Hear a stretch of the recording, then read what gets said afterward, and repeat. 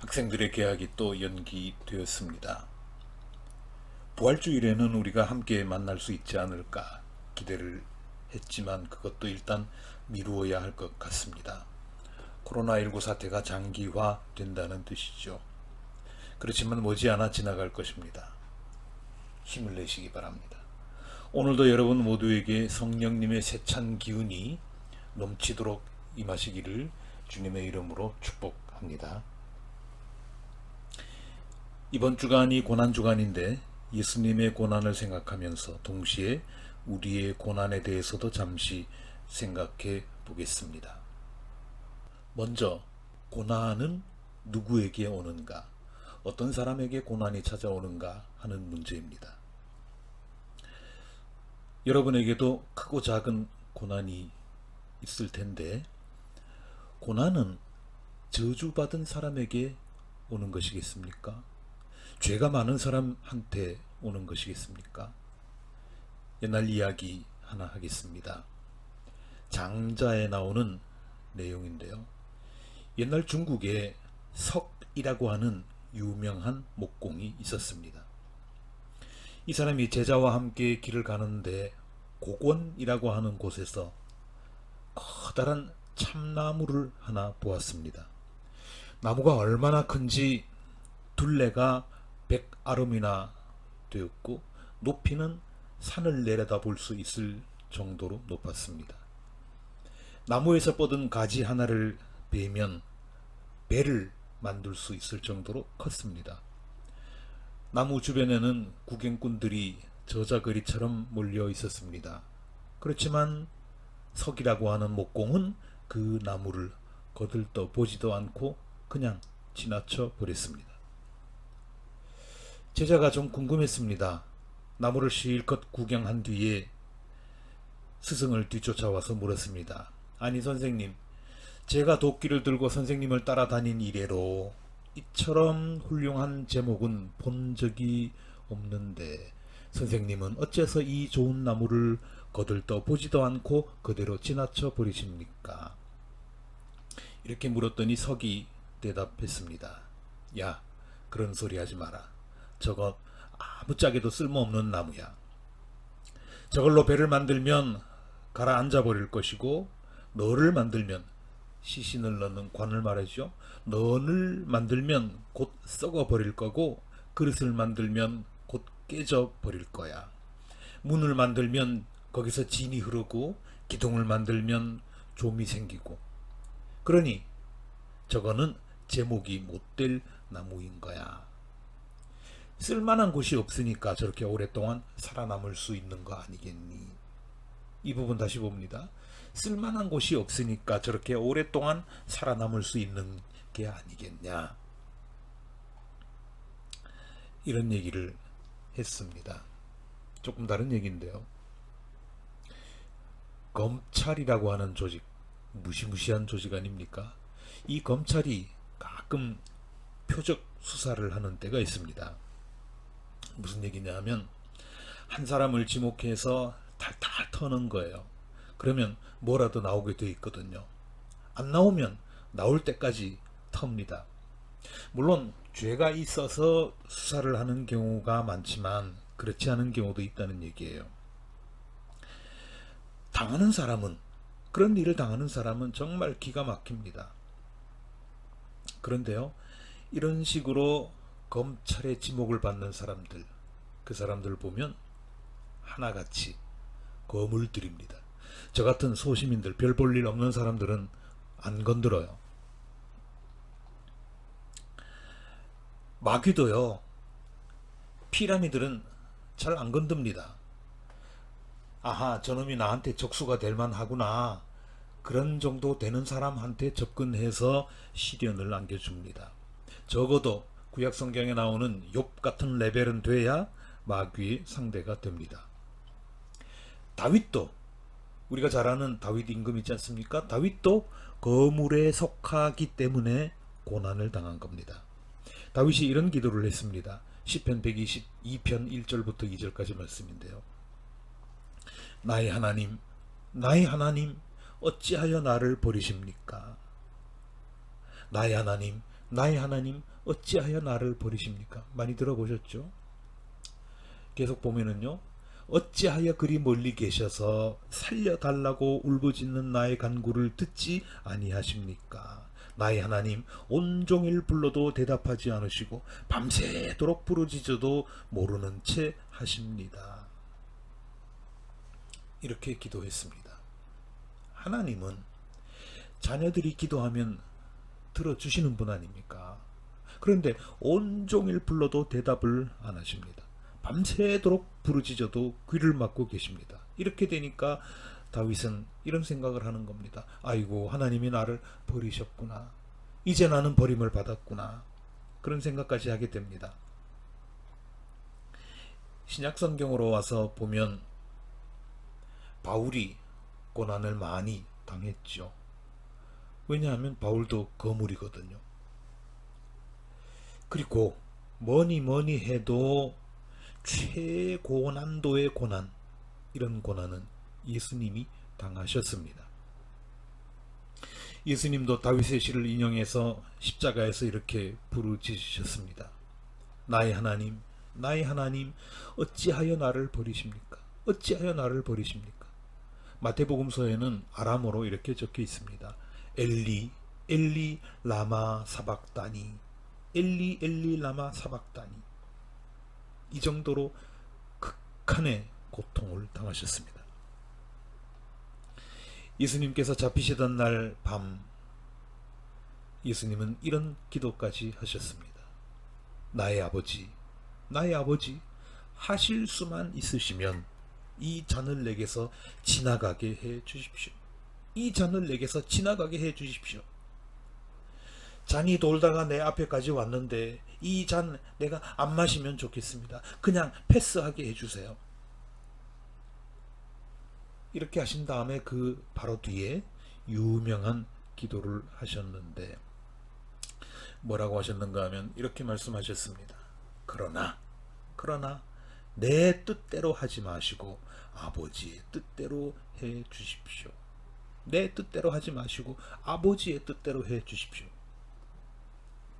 이것이 고난을 당하는 사람이 가져야 할 아주 모범적인 대응 태도입니다. 이게 교과서예요. 고난이라고 하는 거는요, 때가 되기 전에는 지나가지 않습니다. 내 생각에는 저놈의 고난, 저놈의 시련, 저놈의 고생 빨리 지나가면 좋겠는데 때가 되기 전까지는 지나가지 않습니다. 내가 받아야 할 잔이라면, 이 잔이 내게로 와서 내가 받아 마셔야 할 잔이라면 옆으로 패스할 수도 없습니다. 그럼 어떻게 해야 됩니까? 버텨야죠. 견뎌야 됩니다. 그러면 끝내는 승리하도록 하나님께서 도와주십니다. 반드시 함께 하십니다. 한때 유행했던 말이 있지요. 피할 수 없으면 즐겨라. 피할 수 없으면 즐겨라. 비록 세속적인 말이지만 100번, 1000번 옳은 말입니다. 고난의 때가 왔다고, 힘든 시기가 왔다고 의기소침해져 있으면 안 됩니다. 얼른 기운을 내야 합니다. 힘차게 그 고난을 맞이해야 됩니다. 예수님께서 잡히시던 날 밤 저녁에 아까 말씀드린 그 기도를 하시기 전에 마지막으로 제자들을 소집하셨습니다. 그리고 저녁 식사를 하셨습니다. 그때 예수님은 식탁 앞에서 빵을 들고, 여러분 기억하시죠? 식탁 앞에서 빵을 들고 뭐 하셨습니까? 기도하셨습니다. 그냥 기도가 아니라 감사 기도를 하셨습니다. 성경에 보면 감사를 드리셨다고 기록되어 있습니다. 감사를 드리셨어요. 아니, 죽음을 앞두고 있는데 그 절체절명의 상황에서 감사라니요. 여러분은 그렇게 하실 수 있습니까? 쉽지 않지요.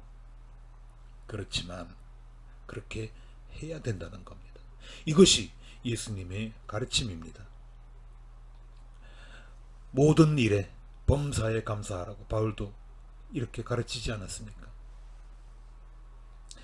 고난 앞에서, 시련 앞에서, 어려운 상황 앞에서 우리가 할 수 있는 최선의 일은 감사입니다. 힘들지만, 쉽지 않지만 해야 됩니다. 감사해야 됩니다. 옛날 노자 할아버지는 이렇게 말했습니다. 도덕경 13장에 나오는 말인데요. 몸에 큰 병이 있는 것, 몸에 큰 병이 있는 것, 이것을 귀하게 여겨라. 몸에 큰 병이 있는 것을 귀하게 여겨라. 그러면서 하는 말이 이런 말을 합니다. 몸에 병이 있다고 하는 것은 몸뚱이가 아직 살아있다는 뜻이 아니겠느냐. 몸뚱이가 아직 살아있다는 뜻이라는 거예요. 몸뚱이가 없으면 병도 없습니다. 몸뚱이가 없으면 아픔도 없습니다. 우리가 고난을 겪는다고 하는 것은 우리가 아직 살아있다는 소리예요. 감사할 일입니다. 때로 이런 일들이 있죠. 회사를 경영하다가 문제가 생깁니다. 직장에 다니다가 갑자기 해고를 당합니다. 해고까지는 아니더라도 무급휴직을 당합니다. 그러면 절망부터 하지 않습니까? 아이고, 이거 어쩌지? 이거 큰일이네? 어쩌면 좋아? 그렇게 보통 말을 하는데, 그런데요, 성공하는 사람, 긍정적인 사람은 결코 그렇게 말하지 않습니다. 그럼 뭐라고 합니까? 이렇게 얘기합니다. 이거 아주 흥미진진해지는데, 오히려 기대감에 부풉니다. 내가 이 어려움을 이기고 났을 때 얼마나 더 기쁜 일, 얼마나 더 감격적인 일이 일어날 것인가. 그러면서 없던 힘도 냅니다. 놀랍게도요, 그런 자세를 가지고 있으면 정말로 굉장한 일이 일어납니다. 어려운 문제에 봉착했지만 오히려 그 일이 전화위복의 계기가 되는 겁니다. 잘 아시는 것처럼 인생이란 늘 평탄합니까? 아니잖아요. 우여곡절이 계속 이어집니다. 별 희한한 일들이, 별 생각지도 못한 일들이 일어납니다. 그런데 그게요, 그냥 그만한 사람보다는 걸출한 사람일수록, 뛰어난 사람일수록, 훌륭한 사람일수록 고난이 더 많이 생깁니다. 그렇지만 문제가 생겼다고 해서 어두운 얼굴을 하고 있으면 그러면 문제가 해결이 됩니까? 죽을 상을 하고 있으면 해결이 됩니까? 풀립니까? 아니잖아요. 그렇게 하면 오히려 해결되기는커녕 더 곤란한 일을 만들게 됩니다. 더 힘든 일이 자꾸 줄 서서 밀려오게 되는 거예요. 자, 그러면 어차피 그럴 거라면, 어차피 내가 용을 써도, 내가 인상을 써도, 죽을 상을 하더라도 어차피 고난이 올 거라면, 그런 문제가 일어났을 때야말로 더 크게 미소를 지으면서 이렇게 말해야 됩니다. 이거 아주 흥미진진해지는데, 아주 재밌어지는데, 그러면서 그 일이 해결되는 모습을 상상을 합니다. 이렇게 여러분에게 고난이 닥쳐온다면, 힘든 일이 다가온다면, 정말 제가 말은 이렇게 하면서도 참 미안합니다. 저도 그렇게 잘 못할 때가 있거든요. 그렇지만 그럼에도 불구하고 오히려 이렇게 기대감을 가지고 맞이하십시오. 감사하십시오.